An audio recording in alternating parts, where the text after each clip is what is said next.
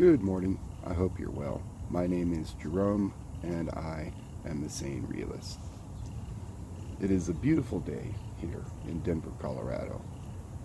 Clear air, sun is shining, just up. It's about almost 8 a.m. There's a cricket or something like that chirping away, and the birds are going. It's beautiful. Standing here in front of my decent apartment building, this is generally quiet little neighborhood here. However, right over there, the other side of this alley streetway thing, go up the alley, and there's,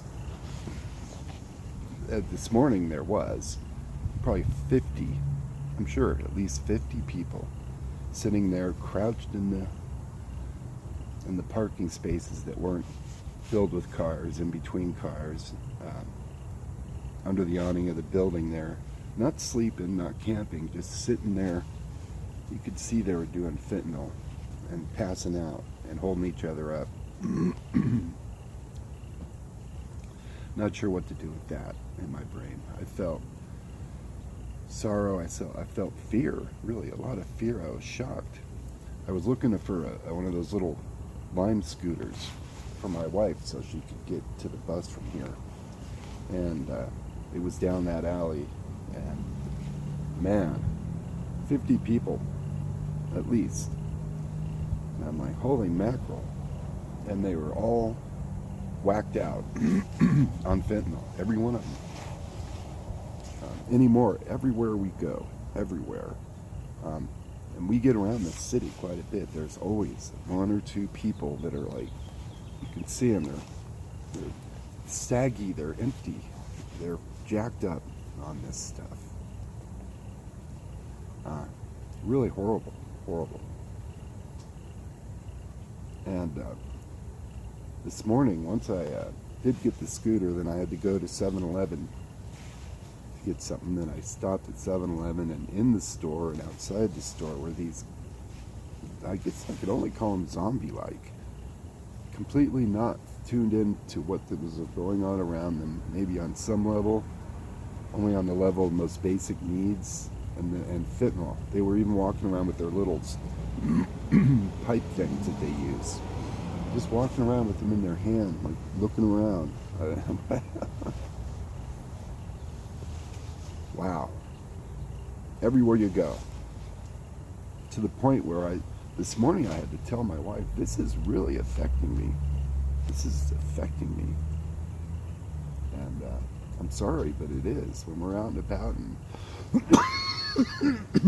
pardon me, and I get these dark moods, I think a lot of it is having to see these people, interact with them. Every bus ride, we take a lot of buses, 2 or 3 people on the bus are like, just, you can see they're just strung out. They get on the bus for free, they come on the bus and they're like, oh, please help me, and the bus driver goes, go on, and they always, it seems, sit down right in front of us, and that smell of burnt plastic and filth combined with whatever cosmetic products they've been given by the charity groups to help them stay clean, well, they just smear it on themselves because it smells good, and they take that for a shower. So there's all these layers of stank that, and it's like, man, everywhere we go. So to this point, I expressed this to my wife. I said, I don't know what to do. She said, I've been thinking maybe we should try to move. So we're both thinking, maybe we'll move. Maybe we can find, for the price we're paying $1,600 a month for 2 bedrooms. I know that in parts of Tennessee, I don't know if they're high crime, probably, you can get like a house for $850, $900 a month. 2 bedrooms or 3 bedrooms, small bedrooms perhaps, but that's something you could work with. $2,000 a month. Yeah, over $1,650 as a base, and then everything else on top of that. This winter, they got 1 month. It got up to $2,000 for 2 bedrooms on a fixed income. That's not easy. That's 100% more than the money I am able to make a month. So, life goes on. But yeah, we gotta move. I can't take it. Is there anywhere? Comment, please. Is there anywhere? I bet you, within our price range, I bet you we're perpetually trapped in this mess.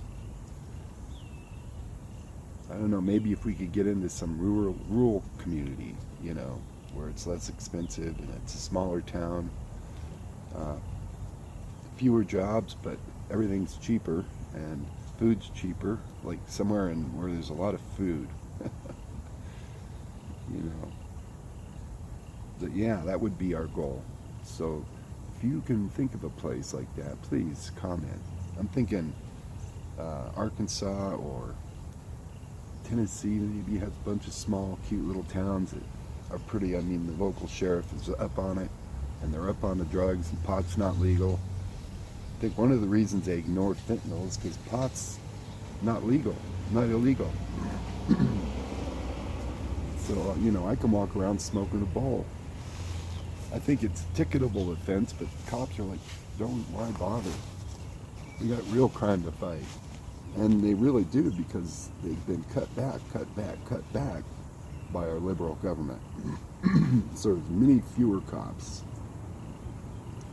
I believe they're getting ready to go to a portal system where you log in and report your crime, and they'll send an officer when they get a minute.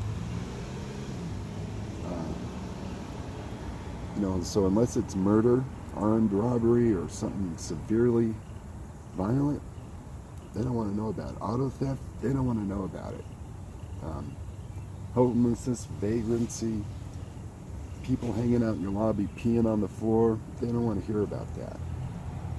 People sitting in next to your house in the blank parking spots, passed out from fentanyl smoke, going to take your garbage out, and boom, there are 2 of them sitting there leaning against each other. It's like attempted suicide. It's so stupid. So stupid. So, yeah, no, we both talked and said we got to move, and we both admitted, yeah, we when we first got in this neighborhood, we felt like, nah, maybe we can help them, like do the burrito thing. Remember?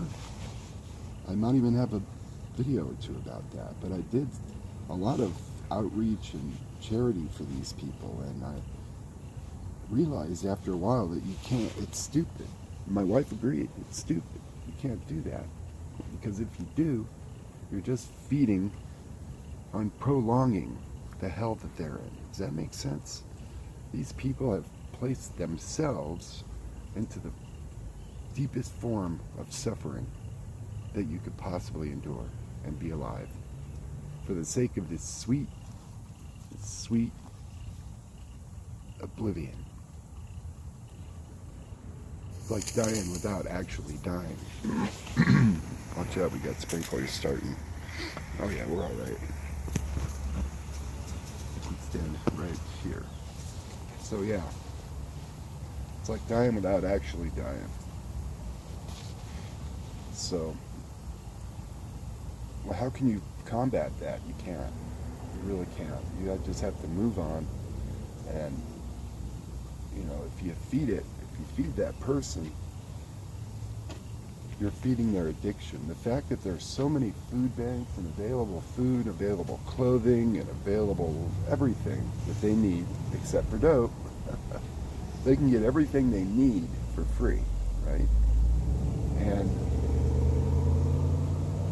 yeah, they have to suffer a lot, but then it gives them all the resources to get together that $20 or $25 a day for dope. That's their second, actually over food, it's their second main priority. If the food banks and stuff are closed, I guess, well, I'm not eating. yeah, I got $25 in my pocket and I could get a hot dog or something, but nah. Every penny of my money's going to dope, plus a blowjob. I mean, plus I got this crowbar over here that I'm gonna trade. Some guy's garden hose that I stole from the side of his house, or seen him running around with lawnmowers and kids' bikes, and those little tiny kids' scooters. I'm just anything, right? And no morals. They can steal small stuff. They don't have to worry about it. Nobody's gonna get it. That nobody cares. The price of a pack of their cheapest smokes would normally be $7, and any place else up here on the corner are $9.50 because so many people steal so many things from that store that they have to jack the prices up to the point where nobody will buy anything. It's kind of ironic, isn't it? Yet they stay open. And the people are just hanging out all in the parking lot against the side of their store. You can't get rid of them. At the bus stop right there, that's where we were handing out burritos. We'd go through 100 burritos like in 10 minutes, half an hour at the longest. And 100 bottles of water last year. You know, we really went through a lot of resources. And they sucked them down, and it enabled them. It enabled them. And now they're much more of a monster than they were before. So you've helped, in essence, to create a monster by feeding the demon within the human, by feeding the human. My wife says that